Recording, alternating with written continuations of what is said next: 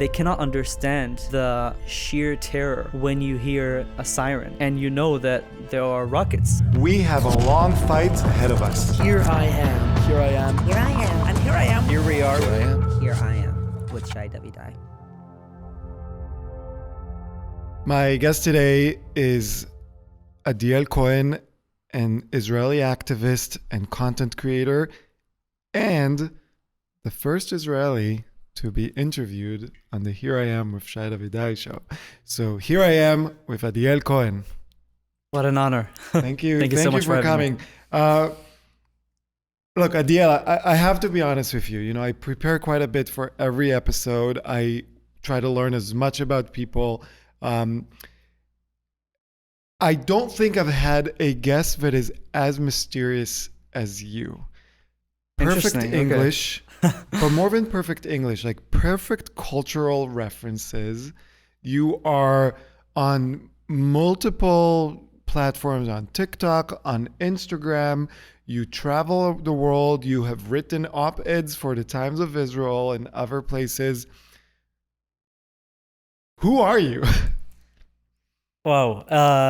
Okay, so I'm a regular Israeli, born and raised in Ramat Gan. That's my hometown. I recently finished school. I graduated from Tel Aviv University with political science and Middle East history. And for the past 4 years, pretty much, I dedicated my life to creating content and being active for the Jewish community, mostly talking about Jewish identity, Jewish history, Israeli diaspora relations, combating anti-Semitism, Israeli-Arab relations. When the Abraham Accords were signed, I became very involved in that as well. And obviously since October 7th, my focus shifted almost completely towards that. I also served for 2 months in Miluim. In the reserves? Yeah. So, okay, so we're going to get to all of that, and I want to unpack all the content you create, and it really does evolve around everything Jewish, I would say. Other than maybe religious life, you cover everything Jewish. Sometimes religious life although I've as well. seen you write sometimes. about Tisha B'Av, and but for that, I need to first establish the question that I ask every guest, which is, Adiel, what kind of a Jew are you? Mm-hmm.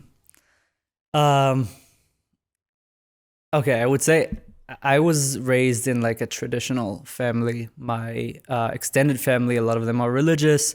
I'm Yemenite Jewish on both sides of my family. So, you know, we're pretty traditional in our community. But what does it mean, pretty traditional for you? Because every Jew says traditional, it has very different meaning. It means, doing Kiddush every Friday night, but then sometime, you would turn on the TV or go out after Shabbat meal to like hang out with friends in Tel Aviv or something like that. Judaism and halakha and religion and culture has always been part of my upbringing and my culture and my identity. But, I like to enjoy life. So traditional. I like that. It's not that being Jewish makes you not enjoy life, but I think you and I and everyone listening will understand exactly what that means. I hope so, at least. And you started speaking out or you started creating content on social media 4 years ago. Before we get to what you create, why did you even start? It was what I like to call, I became an accidental activist. I didn't come up with this term. Actually, Alexandra Smith from End Jew Hatred in Canada taught me this term because this is how she describes herself. But it's really what it is. I didn't plan to become an activist. I never wanted to be a content creator or an influencer or like all of that. I was just bored during COVID and I downloaded TikTok just for fun to watch funny videos. And this is how it started, right? I started watching videos, and the way TikTok works, the algorithm kind of tries to understand what you want to see. And then at the time, because I liked stuff about Israel, then it started showing me stuff about Palestine as well, and then some anti-Semitic stuff, because at the time the algorithm was not as developed as it is today.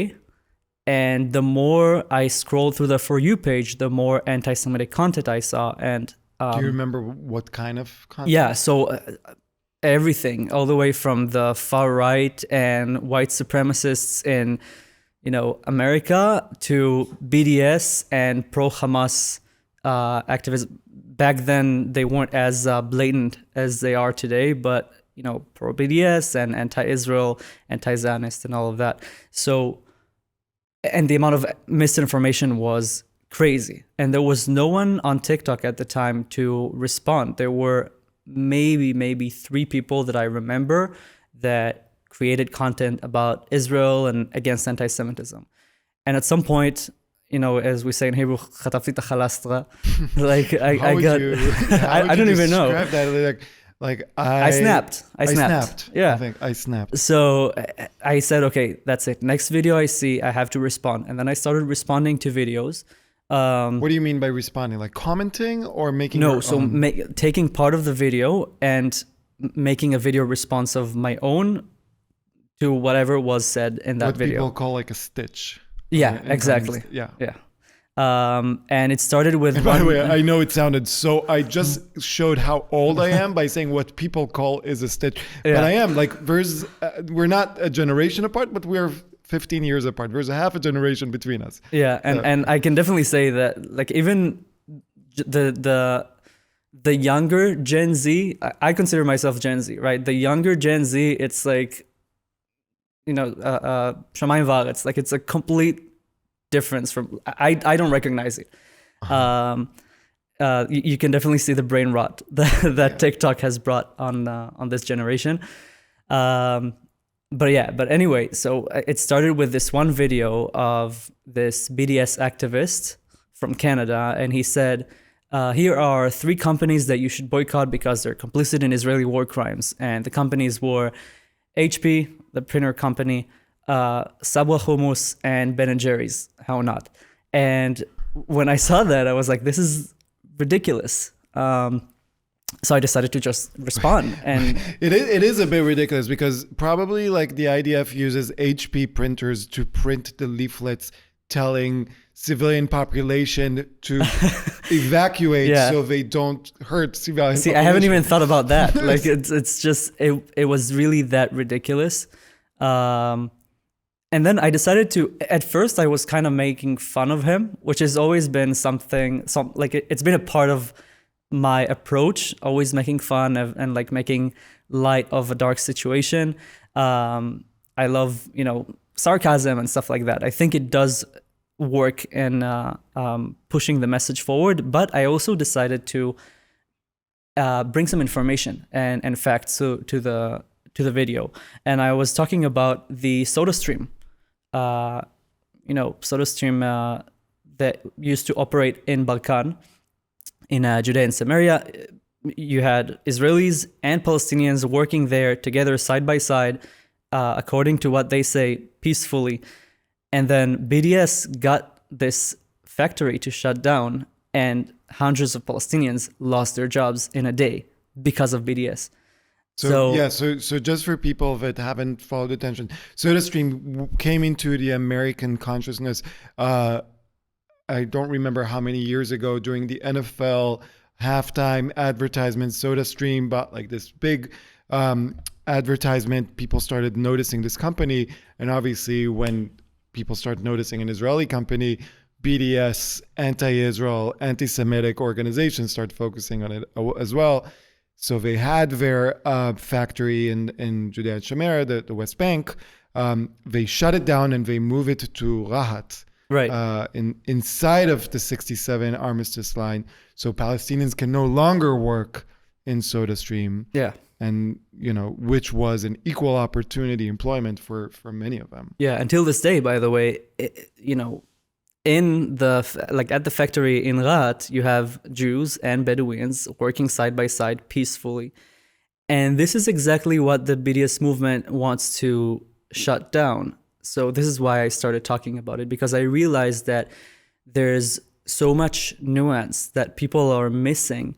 And at the end of the day, this movement doesn't achieve anything for Palestinians. And of course, it hurts everyone, right? Jews, Palestinians, everyone is hurt by that. So I just wanted to bring the nuance to the table. That's how I started, creating content. But I'm going to push you a bit and say you were 22 at the time. Most 22-year-olds on TikTok were putting funny cat videos, dance moves, lip syncing. Why this? You could have done other stuff to keep yourself entertained, especially during COVID. Why focus on BDS and anti-Israel and anti-Semitic content where you could just be doing that and probably have more fun and maybe even more followers? True. I will say this, I am having fun. If I didn't have fun, I wouldn't have done it, despite, some hardships along the way. But I saw that it works. Like after the first video, again, I didn't plan to be a content creator. I said, let's just make this one video and see what happens. And then I woke up the next day and it went viral. And I realized, okay, there's a potential here to use this platform that is full of, dancing and singing and lip syncing and cat videos. Let's put some educational content out there. If it works, if people like it and it got to it really got to a big reach. Probably, I think at the time, 40,000 views for a first video. It's crazy. And I decided to just dedicate my time to that. And every other video that I saw with misinformation, with fake news, I decided to respond to it. And then slowly I found out how anti-Semitism plays. I realized that it's not just like any other type of hatred or discrimination. I could really see how it evolved over the past 4 years and the type of claims that they would bring up. And I remember the first time I was called a white colonizer, which was hilarious to me. And my first response was, how can you call me a white colonizer? My grandparents came from Yemen. And then I was told, okay, then go back to Yemen. So I realized it's not about your skin color. It's not about, where your family spent the diaspora. It doesn't matter where. They could have spent the diaspora in Poland or in Morocco or in Ethiopia or India. It doesn't matter to anti-Semites. They hate you either way, and they will find a way to show their hatred. And it's been very, very eye-opening. And the more I understood anti-Semitism, the more passionate I became to respond to it and to fight against it. And your videos, one thing that's clear, there are many, many different people putting out important content out there. One thing that's very, very clear about your content is that it's educational. I assume there's a process behind it, unless you are some maverick genius that has all this information in your head, and maybe that's true. You studied Middle Eastern studies in Tel Aviv University, but what's your process? You see a video or you see a problem, you want to respond to it in the world. How do you start? So first of all, I'm a person that is not ashamed to say I don't know. So when I encounter an argument that I don't know how to respond to, or something that I've never heard before, or an accusation against Israel that I've never heard before, the first thing I do is, admit, okay, I don't know. Let's look it up. And then I dig into it. And I try to look into as many sources as possible to try to understand this specific issue from different perspectives. I have my own, knowledge, but it's a constant, research that I found myself doing, and just diving deeper and deeper into all these issues that concern us nowadays. Every time I see something that I don't know, I just dive in and I look for the answers. So it takes time. I never put out a video if I can't say that I'm 100% sure I have all the facts.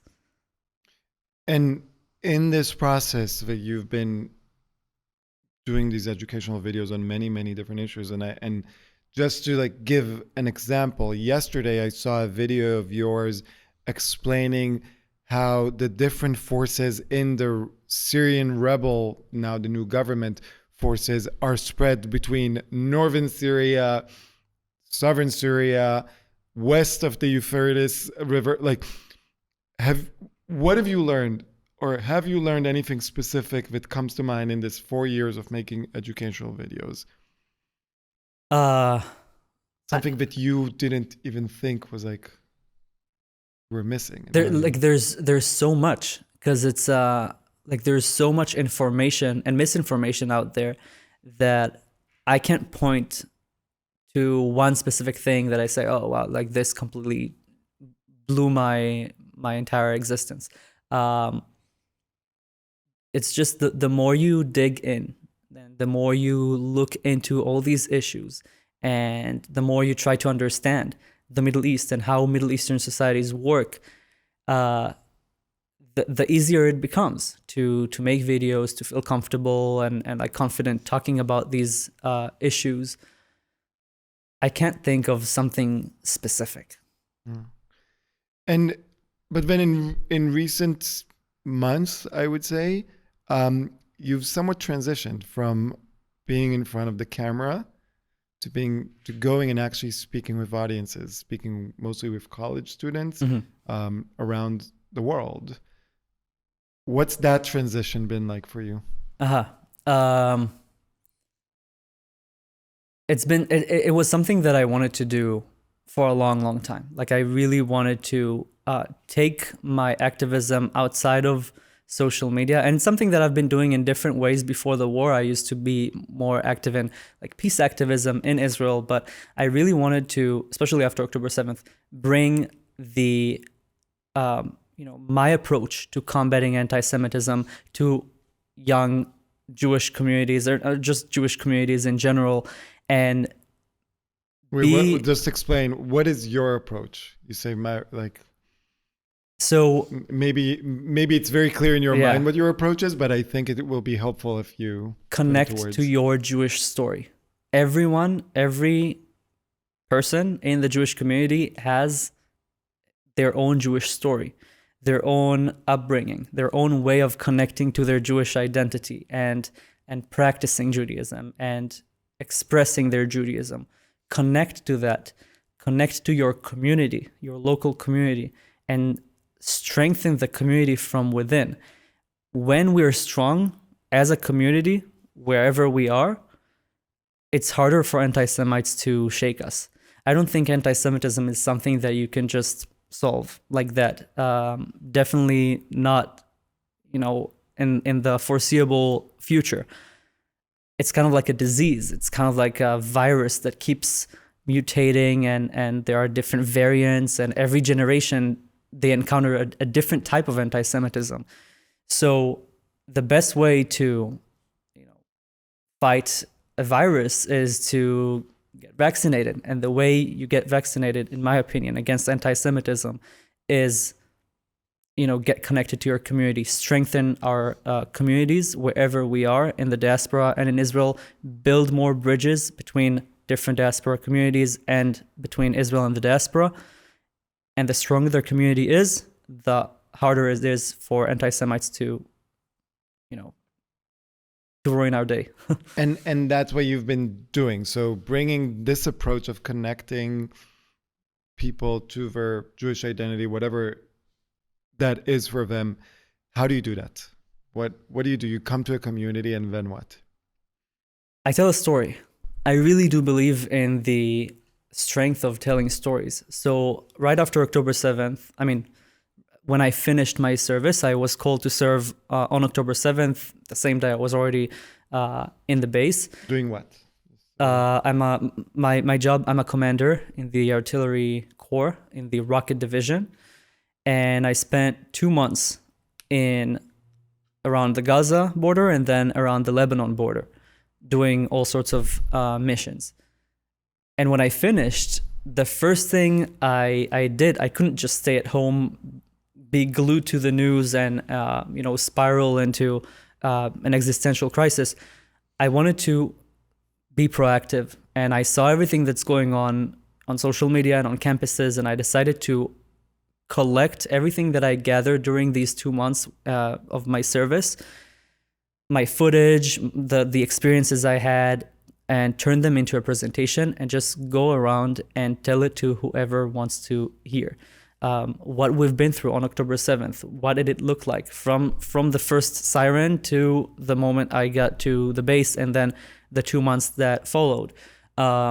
Just really tell my story and help people connect in their consciousness to a story of an Israeli who was pulled out of school and forced to serve in a war that was forced on us on October 7th. And it was very successful. And after a year of doing that, before we get to that, because I want to stop you and say something really important. Again, one of the things as an Israeli I can really relate to, there are things in our lives that we take for granted, but people from the outside, when they see them, they might not fully understand. You said being taken out of school and called to serve. People have an image of soldiers, right? In the United States, a soldier is a career. That's what you do. You're a soldier, you're a Marine, you're a SEAL, you're whatever you are. You were a student. Last year of your undergraduate degree, you were 25 at the time. You're just going around your life and you were called to serve. And I think that's an important thing. You kind of glossed over it because you take it for granted. It's true. But it's not to be taken for granted at all. So then you were traveling, you were telling people that story, and then, just, again, just to connect them to in their consciousness to what it means for an Israeli to live through these times on October 7th, how our reality changed, what our reality looked like. I was talking, throughout the story, I also mentioned, I served with people from as young as 21, just finished the army and were called back.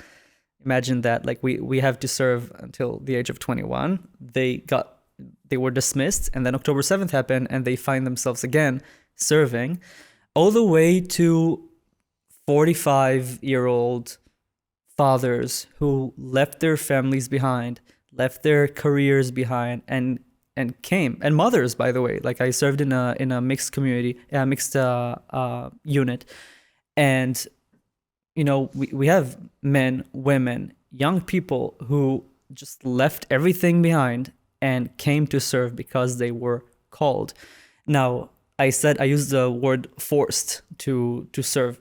We do it happily. We are proud to be able to serve and to protect our country. But the war was forced on us. It's not something that we planned. We all had our lives. We all had our, aspirations. Everyone had their own thing going on in their life. And then we found ourselves, okay, now we have to answer the call and protect our country and protect our people. So I find that when I told that to communities in North America, people's minds are blown. They can't understand that. Why do you think that is? Why is it so hard for people to understand the experience of living in Israel? It's a different struggle. I think the same way the average Israeli does not understand the struggles of Jews in the diaspora, the same way happens, vice versa. For American Jews who grew up here their entire life, they may have gone to Jewish schools or not, and they have their own way of living as Jewish students on college campuses. they have their own struggles, but they don't understand what we go through. It is, American Jews who have never been to Israel or have never lived in Israel through a war. They cannot understand the sheer terror when you hear a siren and you know that there are rockets raining down on you and you need to go to shelter. And the Iron Dome might miss a rocket and a rocket might end up falling and killing you. This understanding is something that is basically impossible for anyone who never lived through it. And it's just one example. I can talk about terror, right? In Israel, we are suffering from terror. Just a few months ago, there was a terrible terror attack on the light rail in Tel Aviv, the same light rail that I take almost weekly. It's not something that you can wrap your hand around. It's something that is, beyond our understanding. Yeah, one thing that I tell people is, and I haven't lived in Israel for almost 15 years. I go twice a year. I spend all the summers in Israel. But even though I haven't lived in Israel for so long, instinctively, when I wait at a bus station, where I wait at the side of the road for a friend to pick me up, I look for a betonada, like a cement barricade, just to stand behind, because you never know, like, what if a car tries to ram into the bus station, because there's been many terror attacks that were literally people just using their cars, terrorists using their cars to drive into civilian population. Me, for example, like whenever I go to a restaurant or a bar, even here in the States, it became like a habit. I have to always face outwards, like to see the exit. Your back to the wall and your eyes to the entrance. And by the way, in the same way, Israeli Jews cannot understand what it's like to go to school, right, to college, and see a swastika on their dorm room, or see a mob of students who might go to the same class with them shouting "Long live the Intifada." To the average Israeli, it's something that is almost inconceivable. So I think there are two different struggles, very valid struggles, that we need to bridge between. That's what I've been trying to do. And then in the past few months, you've I don't know if you've changed the content of what you're bringing to people when you meet them, or you've complemented this, but you have been doing this thing as part of, I would say, a bigger project of taking back the indigenous narrative. Yeah. Tell me about that. What is that? So I've always spoken about Jewish indigenous rights. I truly believe that we need to speak to, when we want to tell our story to the world, we need to speak in a language that the world understands, specifically the Western world. And when people talk about Jews, they immediately assume, oh, okay, Jews are white colonizers from Europe, and they came on boats in 1948 and kicked the Palestinians out. Like, that's the narrative that I see people believe in. And any Jewish person who is aware of their history and their culture and the journey that led them to where they are cannot accept this. And I believe in, I try to raise awareness for what it means to be Jewish, why we're indigenous to our homeland. What does it mean to be indigenous to the land of Israel, right? We predate every single empire that ruled this land ever. Like, we are the first people that established a sovereign country, state, kingdom in this land. You wherever you go in the land of Israel, you dig 1 meter down and you find layers upon layers of Jewish history. So when people try to say we're white colonizers, it's an attempt to erase our identity. it's not just a war against Israel as a country or as, you know, the Israeli government and its policies. It's a war that is meant to erase us from our homeland, from existing. This is why I find it so urgent to speak about, you know, reclaiming the indigenous narrative. I don't really like to use the term narrative, but reclaim our story. Our story, and part of the way you do it is through the story of your grandmother, Savta Sa, and Savta is grandmother in Hebrew. Tell me about Savta Sa. Tell me about her story. So my Savta, she was a very, very strong woman. I grew up with her my entire life. I grew up with her in the same house for 26 years, listening to her stories, listening to, you know, she used to tell me all about Jewish life in Yemen and Jewish Arab relations in Yemen, her journey from Yemen to Israel. So she was born and raised in Yemen. Yes. How old was she when she made Aliyah? She was 10. She was 10 years old. Yeah. So a very, very young Eagle's kid. Wings, which was, can you explain a little bit about what? Yeah. So the operation to rescue the Jews of Yemen, she came to Israel with Operation Magic Carpet, also known as Wings of Eagles, which happened in between 1949 to 1951, I'd say. And during this operation, the vast majority of the Jews in Yemen moved to Israel. We're talking about 50,000 Jews living in Yemen at the time, a little bit more. 50,000 came with Operation Magic Carpet to Yemen, pretty much ending Jewish presence in Yemen after more than 2,000 years of living there. And she had to go through all of that. Why did they come? Yeah, so I was about to say the operation didn't happen in a vacuum.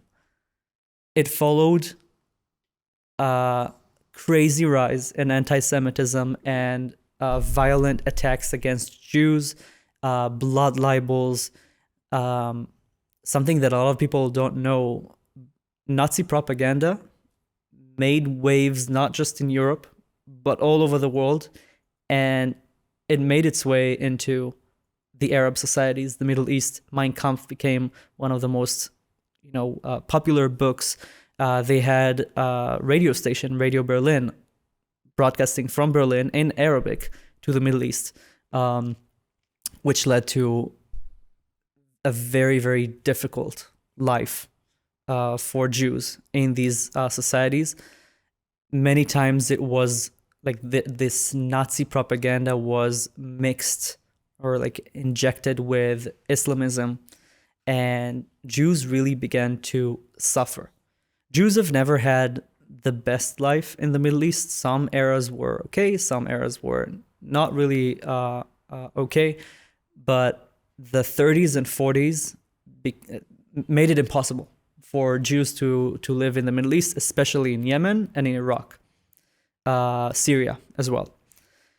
So this is how Operation Magic Carpet happened, thanks to the State of Israel, the newly born State of Israel, and the American Jewish Joint that operated this entire rescue mission. So how can you go a little bit into details of the operation itself? Because I personally have a very close family member who came on in the project Magic Carpet, Operation Magic Carpet, Knafei Nesharim. My grandparents had a factory in Kerem HaTeimanim in Tel Aviv, so the Yemenites area. So we were surrounded, by people that came from Yemen. The pictures are incredible. So how did they do it? You go to Yemen, like it's a new state, and they go to Yemen to help 50,000 Jews. It was biblical in its scale and the images that came out of that operation. So, to be honest, I don't know all the like details and the politics that were involved in this operation, because my grandma, when she told me this story, she told it from the perspective of a 10-year-old kid. And it's something that, by the way, in my presentation, when I went out and spoke to communities and told her story, I wanted it to remain that. I wanted them to feel how my grandma felt as a 10-year-old kid that had to be evacuated. But it did follow, I would say, the catalyst for the operation, or specifically the departure of Jews from Sana, which is where my family is from, the capital city, was a violent pogrom that happened around Hanukkah of 1948, where Jews were completely massacred. They took hostages. They kidnapped men, women. Talking about Arabs from Sana who just broke into the Jewish quarter and committed a terrible massacre. In our collective memory, it's remembered as Shabbat al-Dama, the Shabbat of the Tears. Shabbat al-Dama? Yeah, very similar to Hebrew, Shabbat al-Dmaot. So, and the next day already, Jewish families left. They ran away from Sana and headed south towards Aden. Aden, for those who don't know, it's a port city on the southern tip of Yemen on the Indian Ocean. Back then it was controlled by the British, and they knew that from there it would be easier to get to Israel, because the rest of Yemen was completely, underdeveloped. Aden was the only city that had electricity and paved roads and an airport, so they had to go there. And Jews from all over Yemen had to walk. They walked, or they had to ride donkeys or camels all the way to Aden. They gathered there. What's the distance, like Sana to Aden? Like, are we talking about like a few hours? No, we're talking about a journey of around a week and a half. A week and a half. Like 10 days. They started with jeeps, like trucks that waited for them and took them away. And then at some point the road ended, so they had to continue by donkeys, with wild animals on the way, with bandits. We're talking about a very, very underdeveloped country at the time. It was a journey into the unknown, basically. So Jews from all over Yemen, and Sana was not the farthest part. Some people came from even more north. Some people came from the desert area closer to Auman, all the way to Aden. It's a long, tough journey that took a long time.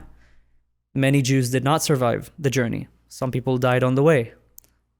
And when they got to the transit camp in Aden, Camp Hashed, that was the name, the conditions were terrible. There was famine. The sanitary conditions were terrible. People died from diseases. People, died in the camp. It was crowded. It was a flash operation. It all happened so fast. Jews just... It was an evacuation. Yeah.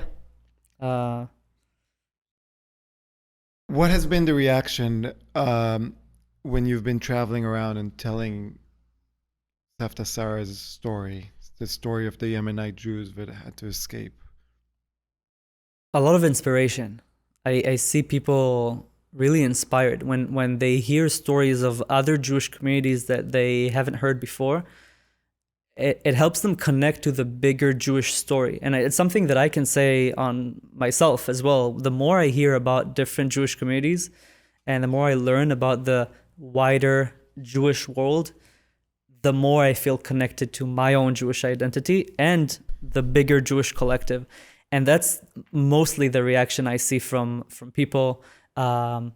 People tell me we had no idea that it happened. Some people didn't even know that there were Jews in Yemen. Ever. They never heard of this, the Yemenite Jewish community. Interesting, because the Jewish community in Yemen was the first diaspora, or the longest lasting diaspora. One of the very first diasporas. That was the first temple that fell in 567 or. And according to our BC. tradition, the first Jews arrived in Yemen even before the first temple was destroyed. Because they saw that it was about to be destroyed, they just decided to escape and ended up in Yemen. And yet many Jews don't even know that community existed. Yeah. But not all reactions were positive. What happened at University of Florida, Gainesville? That was fun. So they prepared me. I was already in touch with the Hillel fellow there. We became friends when I came to their university with another project. And for this event, he prepared me. He said, okay, we have around 20 people, 20 students that we don't really know their names. They might come as instigators. They might protest. So protest. And just to be clear, you came there to speak about Jewish heritage. My grandma's story. Your grandmother's story. That is all. Nothing about Israel, nothing about the war, nothing about my military service. Talking about my grandma's story of how she was forced out of her home in Yemen. And just by that's all people know. They don't even know anything. They know that you're coming to talk about your grandma's story. Already they have about 20 instigators. Yeah. Right. Out of like 100 that signed up. So it wasn't the majority, thankfully, but they made sure to come in on time. They caught all the first rows. And then when I started talking, literally the first sentence, thank you all for coming here. They all stood up and walked out. Did they say anything? Did they explain why they're walking out? No, they just walked out. There was one girl there who pulled out a keffiyeh from her bag, wrapped around the keffiyeh on her shoulders and said, "Enjoy killing children." And then they just left. That was the big protest that they prepared me for. Looking back, it was just so lame. And look, I watched the video and it is lame. It is childish. Mm-hmm. It is. By the way, it was planned and organized by faculty. It wasn't the students. It was 2 faculty members. Interesting. So that's something that I didn't know, that faculty would organize. But what I don't understand, and I was watching the video, and yes, like I understand what's happening in the world in the past 14 months since October 7. What I do not understand is what were they objecting to in what you were talking about. And just to give people a visual, there's a video of what's happening. You were introduced by, I guess, a local student. You were about to speak. The PowerPoint slide already has a picture of, if I'm not mistaken, Yemenite Jews on a plane, and it says Operation On Wings of Eagles. On Wings of the Eagles. Story of Savta Sarah. The story of Savta Sarah. That's it. Yeah. So they're either objecting to the fact that Jews are being saved, or objecting to the fact that you're using a Hebrew word. That is the only 2 things that I can understand, because there's nothing there. They didn't even wait for you to say something that might be offensive or objectionable. Nothing. And I said it in the video. It's like that's the funny part of that video, because I said, and I really did before the presentation, I was going over the presentation thinking what slide might trigger. No, there's nothing like triggering there. It's just slides. It's illustrations of the stories that I created with AI. So nothing political, purely illustrations of the story. And I went one by one, trying to think which one of these slides might trigger a reaction or a protest. And then when I saw them just leave the moment I started speaking, that's when I said, okay, it's probably just me breathing that's triggering them. And that's what it is. If they're not willing to listen to a Jewish person talking about their heritage, talking about something that is purely cultural, historical, not political at all. I told wherever I went, all campuses, I told people, open it up for the public. I don't want it to be just for the Jewish students. I want people to learn. I'm bringing, a piece of history here. And to see that they can't even accept that, it tells you a lot. It's like I said before, it's a war against our existence. It's not about Israel. It's not about the conflict or policies. It's an attempt to erase us and silence our voices. But what if we had one of the people that stood up and left when you said, thank you for coming, and they were here, and I would have asked them, why did you stand up and leave? Like, you could have chosen not to come at all, but you came in protest. And I'd ask him, what were you protesting? What was so objectionable in Adiel's presentation that you didn't even wait to hear? What do you think they would say? I honestly have no idea. I think they would immediately deflect and say, well, he was in the IDF or the IOF, the way they like to say, and just resort to calling me a war criminal and empty accusations. I don't think there's anything behind it. Nothing of like substance.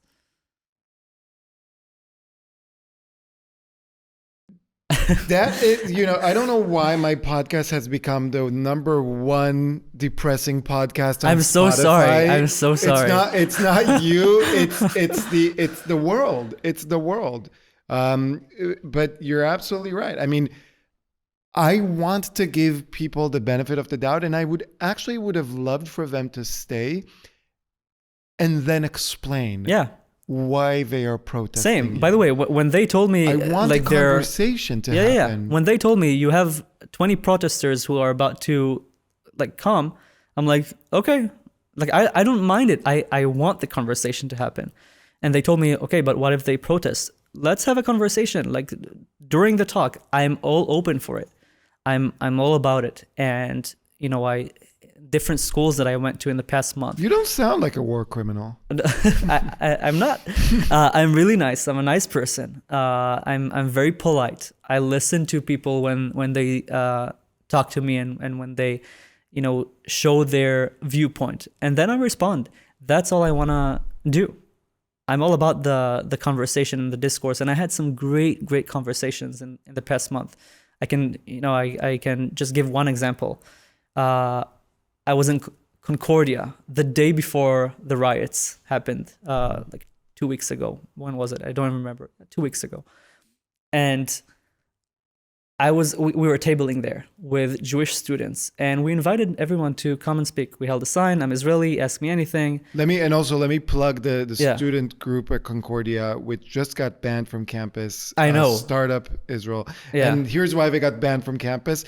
They had me in September.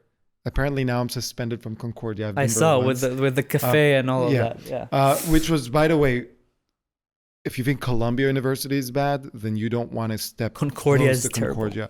Terrible. Then they had Eitan Chitayat, who was wearing a shirt, I'm that Jew, and was protested.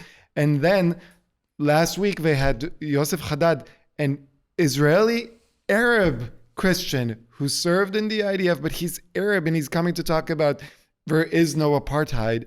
And he was, verbally attacked on campus. That was enough to say the only pro-Israel group on campus is pushed out. But I'm glad to hear that you had a positive experience with Concordia. Yeah. Okay. So first of all, they tried to push us out. They took away our table. One of the administrators there, she came and she said, okay, you have to give us the table. It's hard tabling without a table. Yeah, exactly. So we just stood there. We said, okay, take the table. We're staying here. I have to say that Jewish students at Concordia are absolutely amazing.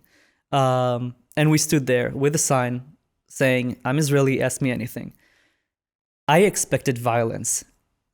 The only thing we got was some jeers from, and I hate to use like racial profiling, but mostly white keffiyeh wearing students who passed by and they said like free Palestine and then ran away. And we tried to invite them, like come. Did they free Palestine? Probably not. Okay. Not that I know of, at least. And again, I tried to invite them. Come, like why are you afraid? I'm from Israel. Come speak to me. Of course, no one was willing to listen. Who did come to us? Arab and Muslim students. All the conversations that we had that day were with Arab and Muslim students. I spoke to a group of 4 Syrians, 3 of them Christian, 1 of them was Muslim. We had the best conversation. One Egyptian guy that we ended up being friends. Like we follow each other now. The next day he came to my talk to my talk about my grandma. He had the best time, and we still keep in touch. A guy from Algeria, 2 guys from Bangladesh, and it was so meaningful and impactful and real. Like it was real conversations between people who actually know what they're talking about and have a stake in this conflict or in this region. They were mostly born there. Some of them were raised there most of their lives. And we had such a good time talking to them. We went over time. Like I was supposed to be there till, let's say, 3 p.m. I left Concordia at 4:30. And it really opened my eyes to some of the forces or some of the people that kind of run the business in this movement. And it just showed me, like the people who know what they talk, like what they're talking about, and even Arabs and Muslims that in our minds we tend to think we have to be enemies, or they think we have to be enemies. I had the best conversations with them. Yeah. Of course, it's not all of them, right? The next day we had Hamasniks breaking the windows at the same building, but it was just really amazing, like such an amazing experience. Yeah, we don't need to be enemies. We don't have to be enemies. All we have is to have a conversation. And it is, on the one hand, maybe obvious that the only people that would have a conversation are the ones that have skin in the game. But maybe it's also ironic that and I agree, what we see on Columbia's campus, what I've seen at other campuses, the white Northern American keffiyeh-clad students that have been brainwashed are the ones that refuse to have a conversation or even listen. Yeah, and that's unfortunate. I think it's a lot of it has to do with people who grew up with no purpose and a whole load of white guilt, and they're looking for purpose, and they're looking to project their own guilt on something else to show that they actually care and to show that they are on the right side. And they found this very convenient cause that swept the entire world, and they just buy into it and buy into every single part of it, including the anti-Semitism and the erasure of Jewish indigeneity and Jewish history and the call for terror. The day before, by the way, in Montreal, I stayed in like one of the main areas there, the central areas, and all of a sudden I heard like screaming on the street. I opened the window and I saw a trans rally. Right, it was I think for trans rights. Yeah, trans rights. I think it was like some special day. I'm not really sure, but they were rallying, and I was like, oh, okay, trans rally, and I closed the door. I closed the window, went back to bed, and then I heard, "Long live the Intifada! Long live the Intifada!" And I jumped out of bed. I opened the window, and I see them with a huge trans flag shouting, "Long live the Intifada!" Not even, it wasn't a pro-Palestine rally. It was I checked, it was a pro-trans rights rally. People somehow bought into the idea that Intifada is something that is progressive. And it's really... What is Intifada? Intifada is, they would say literally it means to shake off. which it does, literally. And Mein Kampf literally means my struggle. My struggle. In reality, in practice, Intifada is nothing but a campaign of terror, bloodthirsty terror against Jews. We had 2 of these. I grew up, I was a very young kid during the second Intifada. I know what it means. We know what it means. It means bus bombings. It means, sitting at a cafe and being shot to death out of nowhere. Nightclubs, wherever you think of, just bringing terror to every single aspect of life. For years, we lived like that. And to see people who call themselves progressives in the West, who again have no skin in the game, shouting "Long live the Intifada," I don't know if it's funny or it's sad or concerning or just all of it together. It's unbelievable, and I have no idea how we got to that. So instead of focusing on the problem, let's focus on the solution. And I think what you have been doing of creating educational, accessible content for Jews and non-Jews to educate themselves and to use in order to educate other people. I'm sure there are many other people that would want to do the same as you do.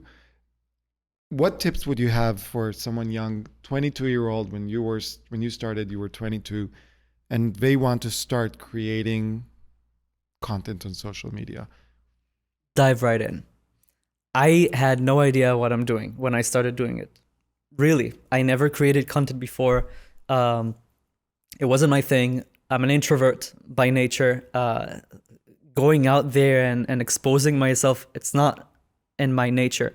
But if you feel like you have this spark in your soul that calls you to take actions, take it. And get connected. That's one thing. The second thing, I would have never been able to do it if it wasn't for the community. Get connected with the community. There's a huge, nowadays it's not like 2020. There's a huge community of creators and activists who all care about Jewish rights and fighting anti-Semitism and the betterment of the Jewish people. Connect with them, send them messages. Just immerse yourself in this community, get inspired by them, and slowly but surely it will become a lot more, a lot easier. It will come naturally. Great. Dive right in, or as Nike says, just do it. Yeah. I love it. All right. So Adiel, I end every episode with what I've been calling a Jewish lightning round. It's a series of questions, very quick questions. There's no right or wrong answer. Just the first thing that comes to mind. You get one pass, and I get to tell you if you get that pass. How many are there? I haven't counted. We'll count at the end. All right. Okay, Adiel Cohen. Yes. What is one thing people don't know about you? Oof. Why do people not know about me? I've never thought of it because I've never thought of sharing it with people. Like sharing stuff that people don't know about me. I don't know why this question it threw me off. What do people not know about me? That's okay. I can give you a pass. We can. It's really stupid. I don't drink coffee. I'm the only Israeli that doesn't drink coffee. It's nothing much. It's nothing much, but it's off the top of my head. That's a good point. Okay, what is one thing people don't know about the Jews? I mean, I wish more people knew. Some people know we're indigenous to our homeland. We're indigenous to Israel. We are indigenous people in our essence.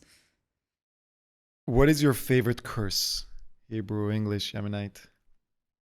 You gave me Yemenite. It's good. I will say, it's very obvious. Zayin. I say Zion all Zion? the time. I try to refrain from saying Zion, but I say Zion is dick. it means dick, but you say it when you're like, okay, As a you're like Zion. when you're annoyed, you say as a Zion. When you're surprised, you say Zion. You know, like you just say it. It's so interesting. It's I very never useful. Use that word. Really? I never use that word. It's so useful. Interesting. Someone that's tells you cool. something that is surprising you, like Zion.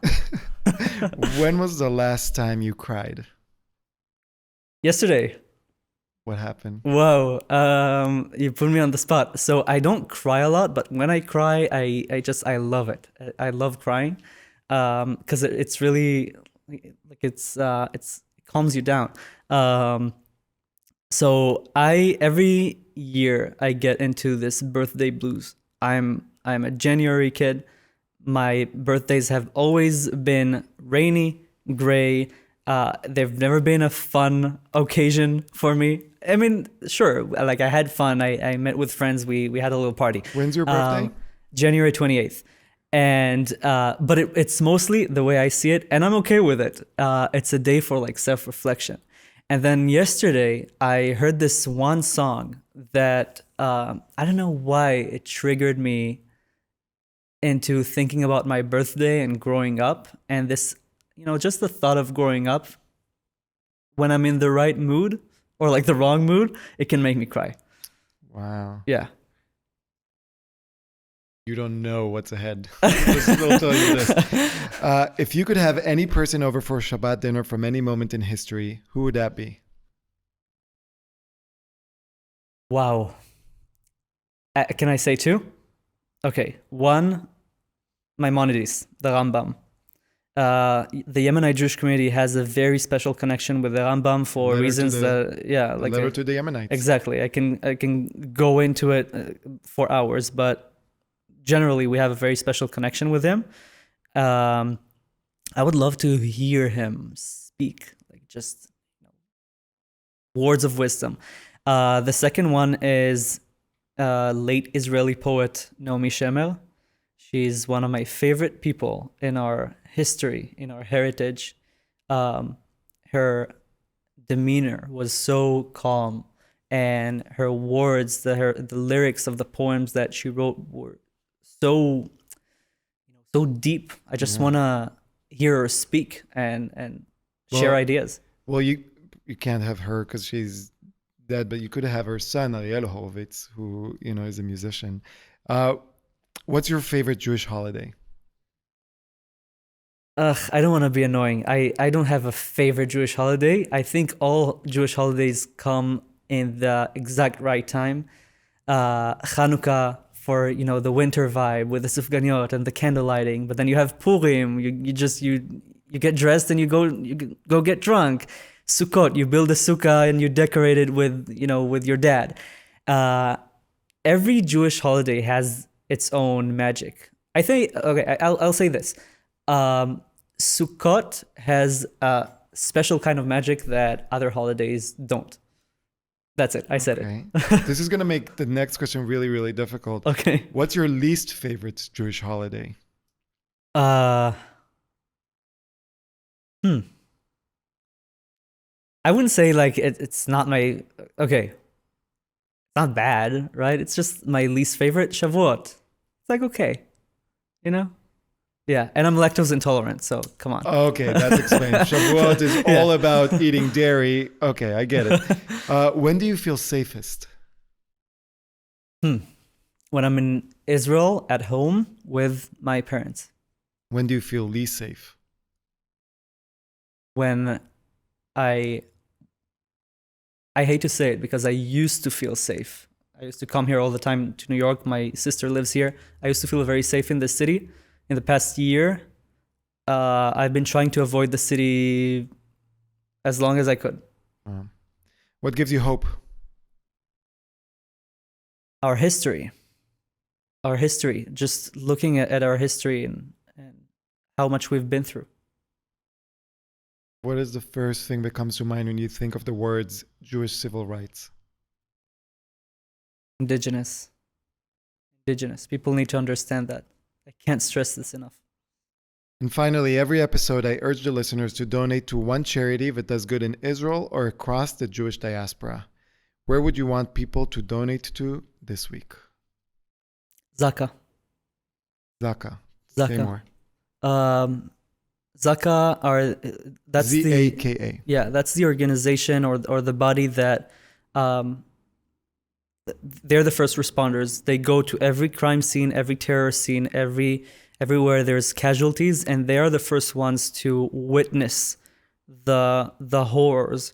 They were the first ones to, go there on October 7th to the kibbutzim, to the Nova, and do the just terrible job of taking care of the bodies and making sure every single Jew is brought to Kvorat Shira, and every single human, because not just Jews were killed on October 7th, every single human is brought to their grave fully.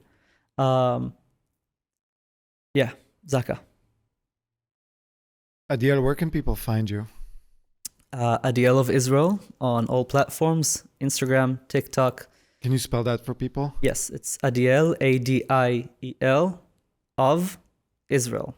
OFISRAEL. On TikTok, Instagram, Twitter, and recently YouTube. All right. Well, it's been an absolute pleasure. Is Savta Sarah still with us? No. She passed away earlier this year, which made this entire tour even more emotional. I am just so glad that you had a grandmother like her. She did well. I hope every Jew can have someone like that in their lives, and more important, I hope every Jew can be that someone for someone else in their lives. Man. Yeah. And I'm just very grateful for you for being here. And here I am with Adiel Cohen. Thank you so much. Thank you.